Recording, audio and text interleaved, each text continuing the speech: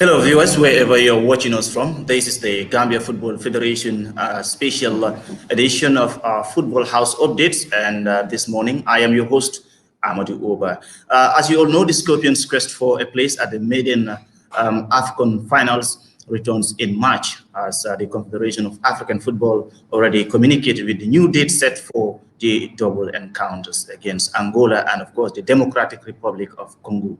March 25th and March 29th, respectively, we'll see the Gambia in action against Angola at home and play away to the Democratic Republic of Congo in a double header to determine Group D's representatives at Cameroon in 2022. Well, this morning, my guest is the head coach of the senior national Scorpions, head coach Saintfiet, as we will be having a series of discussions pertaining to the upcoming fixtures for the Afcon. Coach, good morning. Good morning and Juma Mbaraka.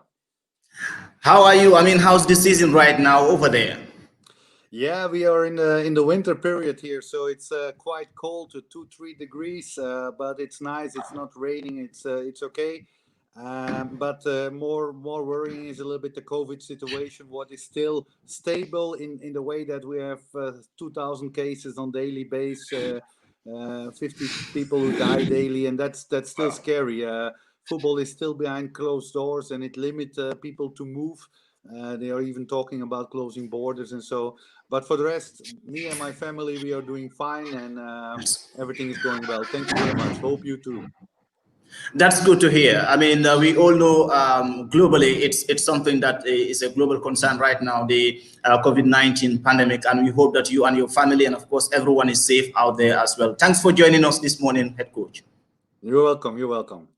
Now, straight to our points this special morning. Again, thanks for your time. We understand, of course, congratulations once again for a triumph win against Gabon at home. Since the last time, of course, we played. Recently, CAF again communicated the new dates that has been set for, the remaining two fixtures, that is Angola and Congo. But first, let's focus our attention on the activities that you've been engaged on since our last home game against Gabon. What were you up to? Yeah, it's naturally staying in touch with the players. We have several players who don't have a club yet, who had already on the end of last year or even the beginning from this year not a club or are not playing so much. So I'm there to advise them. We call frequently. I try to suggest and to link if possible, because naturally for our country it's important that all the players feel satisfied, happy, and can perform. I'm in touch and following all the players. That's not only our group of 23 or 40 players, but I follow more than 100 players on weekly basis who are playing all over the world. And yeah, that's interesting. Plus, with the federation, with Usman Drame, the team manager, but also with the board, we are constantly planning. Now we have the final dates, but before already we were considering what would be the best moment for training sessions, for traveling, for COVID testing, and all these things. So we are constantly busy with preparing this. You said congratulations. Naturally, you are happy, and we are happy that we are on top of the log. But the most difficult task will come now to finish on top, or at least on the second position, and qualify for the first time. We have 2 games to go. It will be difficult, and therefore we need to be well prepared on all facts, player selection, preparation, but also in the preparation of traveling and hotels. So that's what occupies us the last months and what will occupy us before the coming match. Now, I understand previously there was a time that you, in fact, able to meet some of these players, travel from country to country, league to league, and monitor them, see them for yourself. But now, with the presence of COVID-19, how difficult is it for you to, in terms of accessibility, proximity, to meet these players in actions? Or what means do you use to monitor them? Yeah, at the moment, traveling is almost not possible and even dangerous.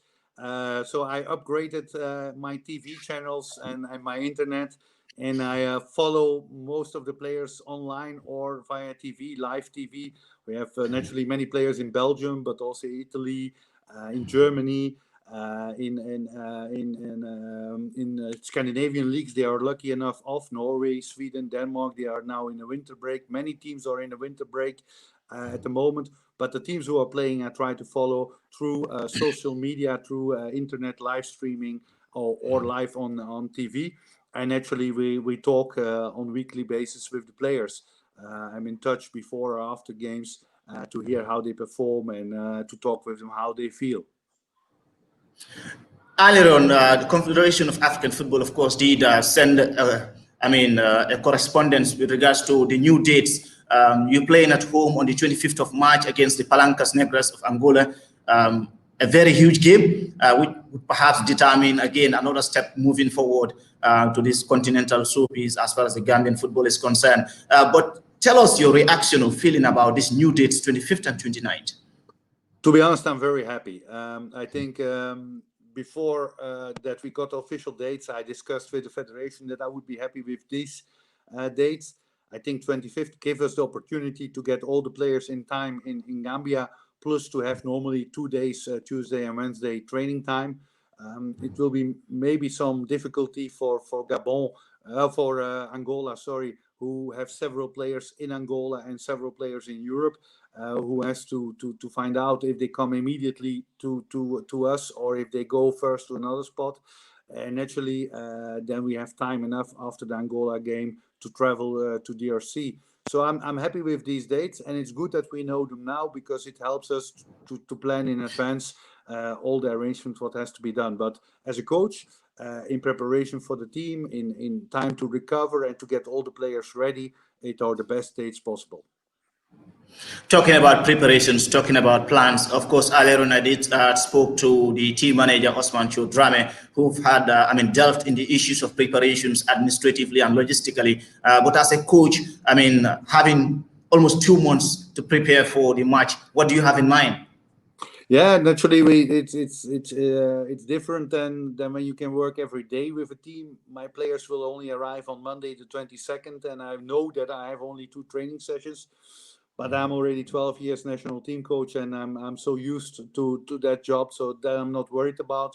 My biggest concern is naturally the availability of players. First of all, hopefully no one will have injuries, and the people who are injured, like Hamza Berry, will be in time ready to perform for our country. Secondly, naturally, the COVID situation. Hopefully, all our players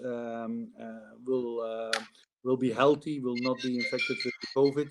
And third, hopefully the clubs will release the players, because also in November we had about 5-6 players who were not released by their clubs due to the new FIFA rule or CAF rule that not all players had to be released. So that's my biggest concern.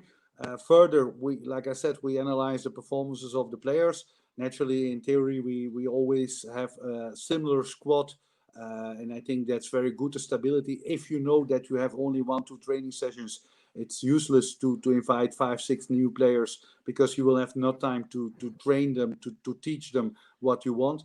And secondly, naturally, the squad who performed and who brought us after the games against Angola, DRC, and the 2 games against Gabon on the first spot now, I think they deserve also to be there if they are fit and ready to perform for the country and help us to guide for the first time to qualify for Afcon. Further on, naturally, we have to think about the trip to DRC, accommodation in DRC. We have to find out where we can stay, what is the most comfortable. It could happen that we already qualified before the DRC game with a little bit of luck, but it could be also that the DRC game is crucial. So we have to plan everything, and we have to take every possibility into account and not make any mistakes in preparation, so that we at least can do everything on the pitch to secure that first qualification. Talking about, of course, Hamza Barry, another key player in your team, not being able to make it to the previous game, of course, and of course, Suleiman Mare. Give us an overall assessment or overview of these players, especially Suleiman Mare and Hamza Barry. Yeah, Hamza, I spoke a few days ago with him. Naturally, he had a cruciate ligament injury. It's a very serious injury. It's probably the most serious injury a football player can get. You are minimum 6 months out, and that means 6 months that you not really can train with the group, not being on the pitch. He got his surgery in end July, beginning of August. So we hope that he comes back on the pitch middle of February. But then it will take still time for him to get match fitness, to be the Hamza Berry like we know him, the fantastic player he is. Let's hope he is ready, but we have no guarantee for that. If he is ready, I will be very happy. If he is not ready, we have proven with a lot of other players that we have good replacements. But naturally, we all hope and pray that Hamza will be back, because he's a very important player in these crucial matches. Suleiman Mare naturally had COVID. He's fully recovered of that, and more than that, since the beginning of the start of 2021, he is playing very regular in the midfield for his club Ghent. On weekly basis, he played 90 minutes, so he get more game time than the last months before. Now we hope only that his club will release him naturally for the Gelman games. But I spoke already with Suleiman, and he is convinced that he will be ready. So if nothing happens, and hopefully it stays like this, Suleiman Mari will be for sure there. And Hamza Berry, it depends how fast his recovery go. But we have to respect the time of recovery. Sometimes if you go too fast, you can have a backlash, and then you are longer out. And we need Hamza the coming years for sure. So we have to be also very careful for that. But hopefully he's ready. At the moment, also Mohamed Badamossi, who was not there with an injury, who was 2 months out with an injury, and he made his return this week for Kortrijk. He played last 30 minutes, and that's also positive. And further on, at the moment, there are no serious injuries. So I hopefully the next 2 months, everyone stay fit, get more game time. I know the Scandinavian guys, they start up now the league soon, of the preparation soon. And everyone hopefully is ready to play. And it will be a difficult task to only invite 23, because we have so many fantastic players. Now, we know prior to your travel to Gabon, you had a very successful, camp at Portugal, which of course brought in, victory at the end of the day at home to the Gabonese side. But tell us about your provisional squad. When do you intend to release your provisional squad? And if possible, are there any, changes you will be intending to make with the team that went to Gabon or that played against Gabon? Yeah, it was fantastic. The camp what GFF organized in Portugal, it was world class. It was fantastic for GFF. The federation did everything to prepare after a break of almost 11 months. I think that we had no football. Then we went in October to Portugal in perfect circumstances, and it was fantastic to see the team, to prepare the team for the Gabon matches. Sadly enough, there is no other FIFA date before these crucial matches in March, so we are not able to play any friendly before the Angola matches. So we have also no chance to try out players. In general, I think it will be a similar squad. It all depends naturally of players who are in shape or in form. We will invite about 40 players to be secured of that. Hopefully, a player like Maudou Jarju, who has promised again that he will be available. Hopefully he now accepts to come and will arrive there if he is invited for the squad. But further, I think, all the Gambian players, like I said, I follow more than 100 Gambian players on weekly basis from all over the world. That's from Bangladesh to USA, from Finland to Gambia. All players who play there I follow on weekly basis. And everyone is able to be selected for the national team. But naturally, we have a strong squad that we have proven in 2018, 2019, and also in 2020. We want to prove with a similar squad and maybe 1 or 2 additions that we are ready to qualify for the first time in history. But it all depends naturally of availability, if everyone is fit. If no strange things happen. Otherwise, naturally, we have to adjust and maybe add other players in such a list. The list will be normally announced around 15 days, I think, before the camp starts. That's an official FIFA rule. The national team squad has to be officially invited. The clubs have to get their invitation 15 days before the camp. If you do it later, clubs are not obliged to release their players. So around 2 weeks before our camp, 22 March, so beginning of March, we will release the squad of 40. You reminded that this is our live exclusive with the head coach of the senior national team, head coach Tom Saintfiet, who is talking to us live from the comforts of his home. Of course, we have to understand the situation globally. We can't talk about sports without talking about the global pandemic COVID-19 in this situation. Thanks for your time again. Tom, moving forward, I mean, like I said, we are faced with the outbreak of COVID-19, and with it comes challenges, comes concerns. What are your logistical concerns, if any, as far as this COVID-19 is concerned, heading towards your 2 games? Yeah, yeah. Naturally, it's a scary situation. We don't know how the new variants of COVID, the South African, the British variant, how they are spreading over Africa, over Gambia, over Europe, and what the danger is there about. So that's always a concern. We have to be very carefully. We have to respect the rules, wearing masks, keeping distance, have a good logistic of traveling. But I have to say that our preparation for the Gabon matches, like I previously said, I'm 12 years national team coach, but I worked in Europe, I worked in Africa, I worked in CONCACAF region with a big country as Trinidad and Tobago, and in Asia. And I never had such a top preparation. Federation and government did a world-class job and assisted us on a fantastic way to prepare us for these 2 important games. The hotels, but also the traveling, the charter plane, everything around it, the medical team, everything was top. In these times, it's very important that you take care of it.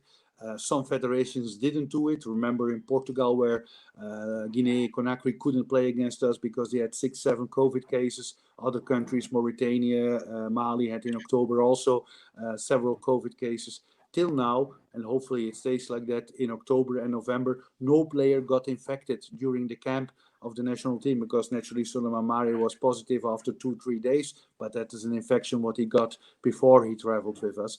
And it's all thanks to the federation and to the government, because they did a fantastic preparation, and I'm 100% convinced. So I'm not concerned even. I'm 100% convinced that the federation and the government will again have a top preparation, traveling routes, hotels, and assist us so that the players and staff and everyone will be secured and safe in this difficult COVID times, and well prepared for these games. Coach, if the Gambia qualifies to the Afcon Cameroon 2022, head coach Tom Saintfiet will be the first Gambian coach ever since the establishment or the formative of association football to, qualify the senior team to a competitive, tournament. Are you looking forward to that? I'm looking forward to the whole team, Gambia Federation, all the people, supporters, fans, my whole staff, assistant coach, team manager, physical coach, goalkeeper coach, kit manager, medical team, everyone together. It's not Tom Saintfiet who qualified Gambia for the first time. If it happens, we are a team. We are working as a team together, the whole federation. I'm nothing without the support of everyone around me. With the support of the government, as I already mentioned, but also the support of GFF. It started from president, vice president, exco committee, everyone who helps us to achieve that.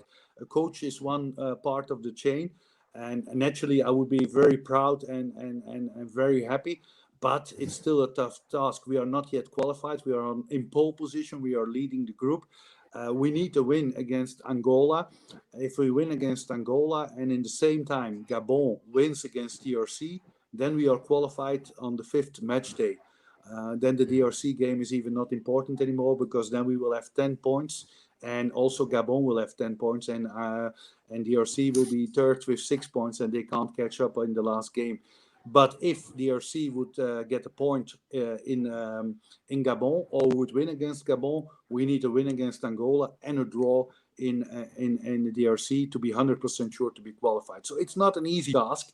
I know we are all eager, and naturally I have also my dreams, and I dream at night about it, what will happen then. But we have to be also working very hard. We have to be not celebrating before we achieved it. We have to prepare ourselves as top professionals, and we have to take it serious, because Angola is a strong team. We won 1-3 in Angola, first away victory in history, but Angola had 64% ball possession in that game and took the lead in that game. And also Angola, even if they have only 1 point, they always were equal to Gabon and DRC in the previous matches. So it's not an easy game.